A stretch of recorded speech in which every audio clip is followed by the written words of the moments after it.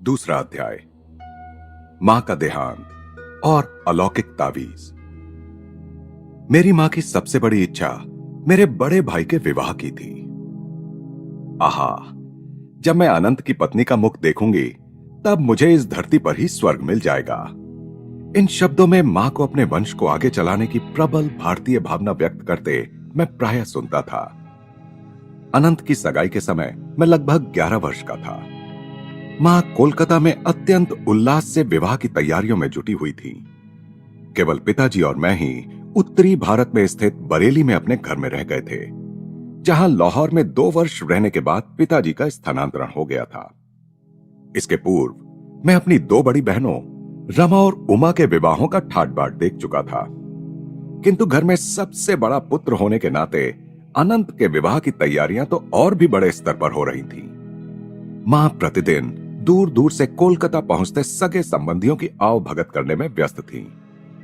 मां ने 50 Amherst street में लिए गए एक नए विशाल घर में उन सब के आराम पूर्वक ठहरने की व्यवस्था की थी। सारी तैयारियां पूरी हो चुकी थी। विवाह भोज के लिए नानाविध व्यंजन, बारात के साथ अनंत को ले जाने के लिए पालकी, रंग बिरंगी बत्तियों की कतारें, गत्ते के विशालकाय हाथी और ऊंट, अंग्रेजी, स्कॉटिश और हिंदुस्तानी बैंड बाजे, पेशेवर गायक तथा नर्तक, विवाह विधि संपन्न कराने के लिए पंडित पुरोहित, सब कुछ तैयार था। मंगलोत्सव के उत्साह से भरे हुए पिताजी और मैं समय पर विवाह के लिए पहुंचने का विचार कर रहे थे, परंतु उस शुभ दिन से थोड़े ही पहले मैंने एक अमंगल सूचक दृश्य ध्यान में देखा। यह बरेली में अर्धरात्रि के समय था। मैं पिताजी के साथ अपने बंगले के बरामदे में सोया हुआ था। पलंग पर लगी मच्छरदानी की विचित्र फड़फड़ाहट की सी ध्वनि से मेरी नींद खुल गई। पतली मच्छरदानी के पर्दे खुल गए और मुझे अपनी प्रिय मां दिखाई पड़ी। अपने पिताजी को जगाओ। मां की आवाज केवल एक फुसफुसाहट की तरह लगी। आज ही भोर को 4 बजे यहां से चलने वाली पहली गाड़ी पकड़ो। यदि मुझे देखना चाहते हो तो जल्दी करो। इसके बाद वह छाया मूर्ति अदृश्य हो गई। पिताजी, पिताजी, मां प्राण त्याग रही हैं।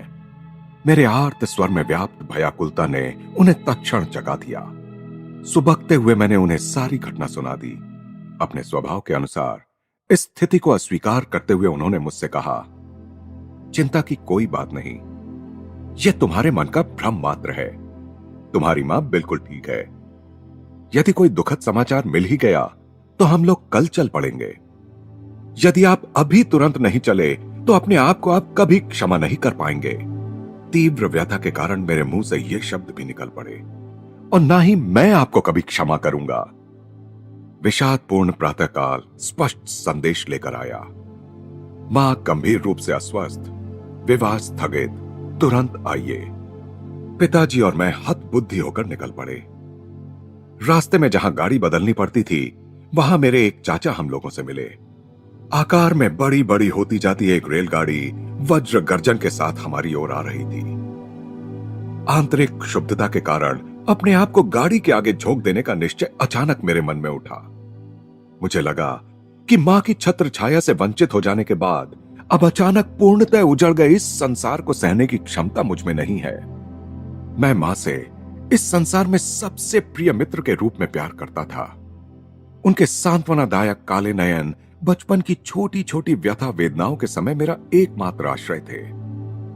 क्या मां अभी तक जीवित हैं? चाचा से एक अंतिम प्रश्न करने के लिए मैं रुक गया। चाचा को मेरे चेहरे पर छाई अधीरता को भांप लेने में तनिक भी देर नहीं लगी।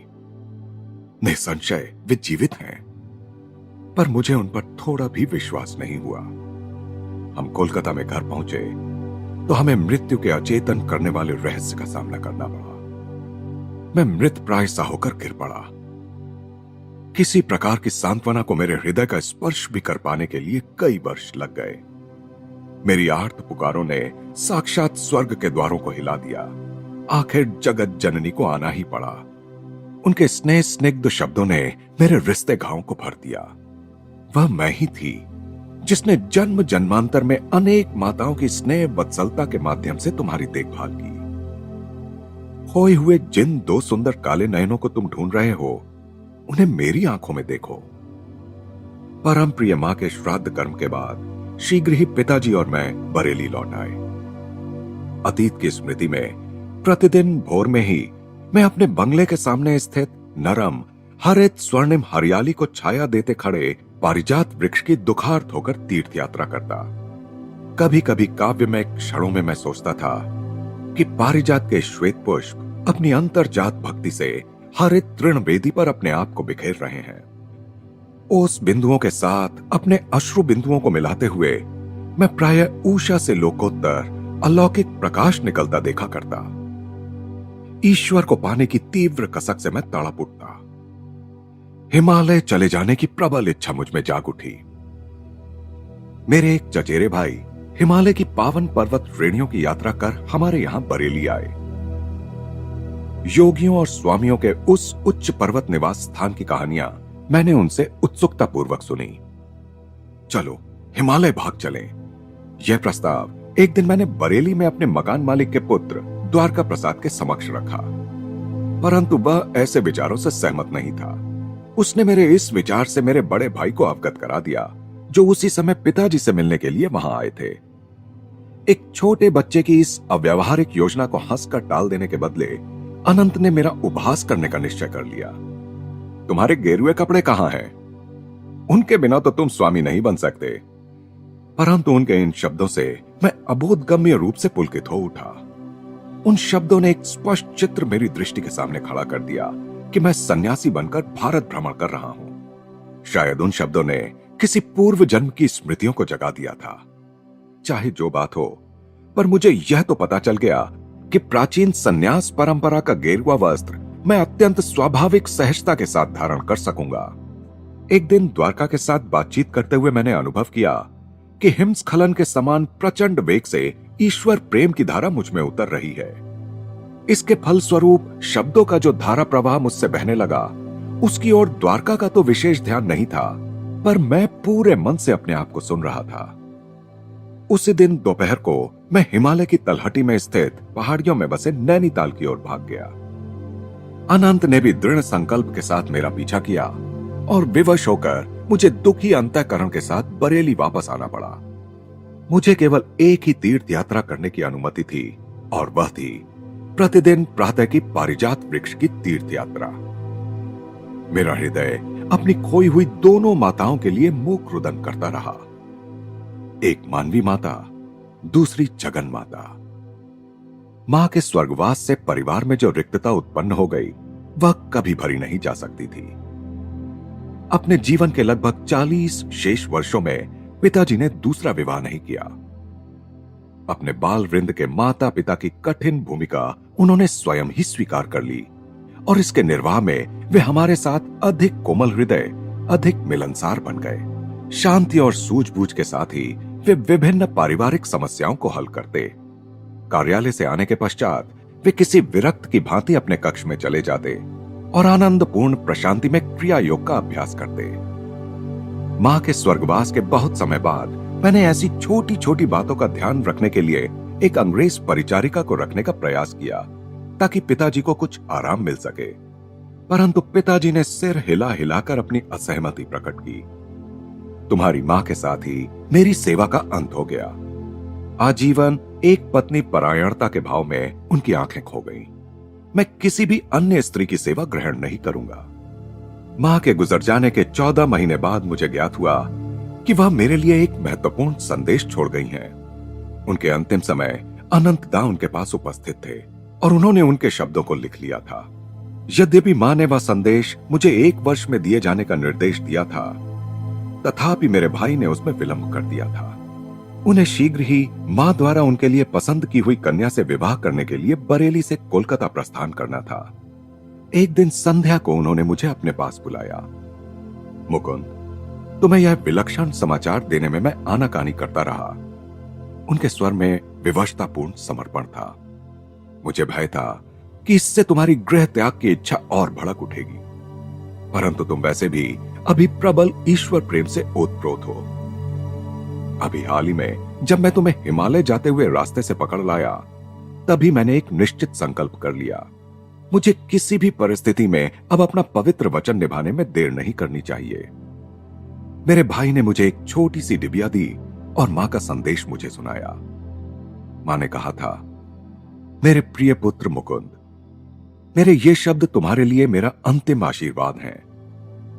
अब वह समय आ गया है जब मुझे तुम्हारे जन्म के पश्चात घटी अलौकिक घटनाओं से तुम्हें अवगत करा देना चाहिए। जब तुम मेरी गोद में एक नन्हे से शिशु मात्र थे, तभी मुझे तुम्हारे निहित मार्ग का पता चल गया था। मैं तब तुम्हें वाराणसी में अपने गुरु के घर ले गई थी। वहां शिष्यों की भीड़ की ओट में लगभग छिपे हुए मैं ध्यानस्थ लाहिड़ी महाशय को कठिनता से देख पा रही थी। तुम्हें थपकियां देते देते मैं मन ही मन प्रार्थना करती जा रही थी कि गुरुदेव को वहां हमारी उपस्थिति का ज्ञान हो जाए और वे तुम्हें आशीर्वाद दें। जब मेरी मूक भक्तिपूर्ण प्रार्थना तीव्र हो गई, तब उन्होंने आंखें खोली और मुझे पास आने का इशारा किया। सभी लोगों ने मुझे रास्ता दिया।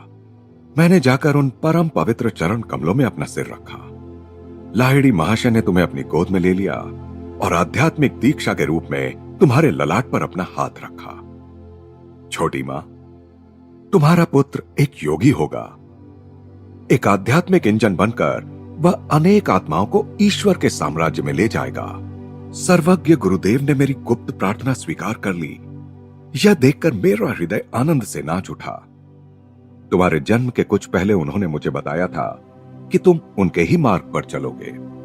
मेरे पुत्र, बाद में तुम्हें हुए दिव्य आलोक के दर्शन का मुझे और तुम्हारी बड़ी बहन रमा को भी पता चल गया था, क्योंकि हम दोनों उस वक्त साथ के कमरे में तुम्हें अपनी शैया पर निश्चल बैठा देख रही थी। तुम्हारे छोटे से मुखमंडल पर तेज प्रकट हुआ था। जब तुम भगवान को खोजने के लिए हिमालय जाने की बात कर रहे थे, तब तुम्हारी आवाज में अत्यंत दृढ़ निश्चय ध्वनित हो रहा था। इन सब माध्यमों से मेरे पुत्र, मैं समझ गई थी कि तुम्हारा मार्ग सांसारिक महत्वाकांक्षाओं से दूर है। मेरे जीवन की एक अद्वितीय घटना ने तो इस पर निश्चितता की मुहर लगा दी। वही घटना आज मुझे मृत्युशैया से यह संदेश तुम्हें देने के लिए विवश कर रही है। यह घटना है पंजाब में एक साधु के दर्शन की। जब हमारा परिवार लाहौर में रहता था, तब एक दिन प्रातःकाल नौकर मेरे कमरे में आया। मालकिन, एक अजीब साधु द्वार पर आया है। कहता है कि उसे मुकुंद की मां से ही मिलना है। इन सीधे सरल शब्दों से मेरे भीतर कोई तार झंकृत हो उठा। मैं तुरंत साधु से मिलने बाहर गई। उनके चरणों में प्रणाम करते समय मैं समझ गई कि मेरे सामने कोई सच्चा सिद्ध पुरुष खड़ा है। उन्होंने कहा, माता, महान गुरुजन तुम्हें यह बता देना चाहते हैं कि इस पृथ्वी पर तुम्हारा वास अब अधिक दिन नहीं रहेगा।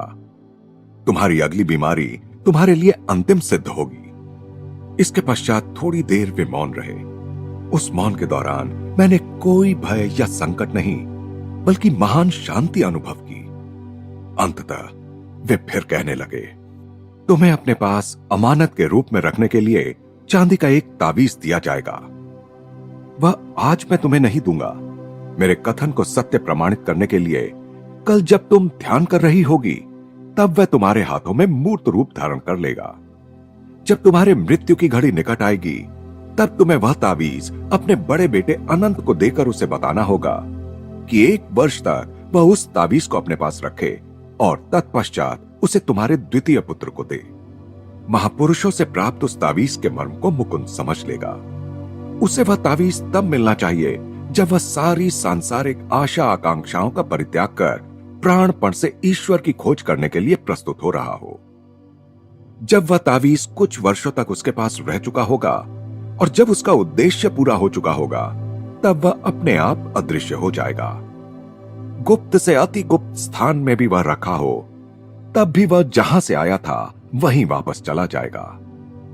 मैंने उस साधु को भिक्षा अर्पण कर परम भक्तिभाव से नमन किया। भिक्षा ग्रहण न कर मुझे आशीर्वाद देकर वे चले गए। अगले दिन संध्या को जब मैं हाथ जोड़कर ध्यान में बैठी थी, तब चांदी का एक तावीज मेरी हथेलियों के बीच में प्रकट हो गया, जैसा साधु ने कहा था। उसके शीतल चिकने स्पर्श से मुझे उसके प्रकट होने का ज्ञान हो गया। मैंने 2 वर्षों से अधिक समय तक इसे सावधानी पूर्वक संभाल कर रखा और अब इसे अनंत के पास छोड़े जा रही हूं। मेरे लिए कोई शोक मत करना, क्योंकि मुझे मेरे गुरुदेव ईश्वर की गोद में पहुंचा देंगे। अच्छा मेरे बच्चे, अब मैं चलती हूं, जगन माता तेरी रक्षा करेंगी। तावीज मेरे हाथ में आते ही ज्ञान का उज्जवल प्रकाश मुझ पर छा गया। अनेक सुप्त स्मृतियां जाग उठी। तावीज गोल, दिखने में कुछ विचित्र सा और प्राचीन लगता था। उस पर संस्कृत के अक्षर खुदे हुए थे। मैं समझ गया कि इस जन्म के जीवन पथ पर भी अदृश्य रूप से मेरा मार्गदर्शन करने वाले मेरे पूर्व जन्मों के गुरुओं ने इसे भेजा था। इसका एक और अधिक गहन अभिप्राय भी था, परंतु तावीज के भीतरी रहस्य का भेद खोल देना उचित नहीं होगा। मेरे जीवन की अत्यंत दुखद घटनाओं के बीच वह तावीज अंततः किस प्रकार अदृश्य हो गया और उसका अदृश्य होना किस प्रकार मेरे लिए गुरु लाभ का सूचक सिद्ध हुआ, इसका वर्णन इस प्रकरण में करने की आवश्यकता नहीं। किंतु हिमालय जाने की अपनी चेष्टाओं में बार बार असफल किया गया यह बालक तावीज के पंखों पर सवार होकर प्रतिदिन दूर दूर तक यात्रा कर लेता था।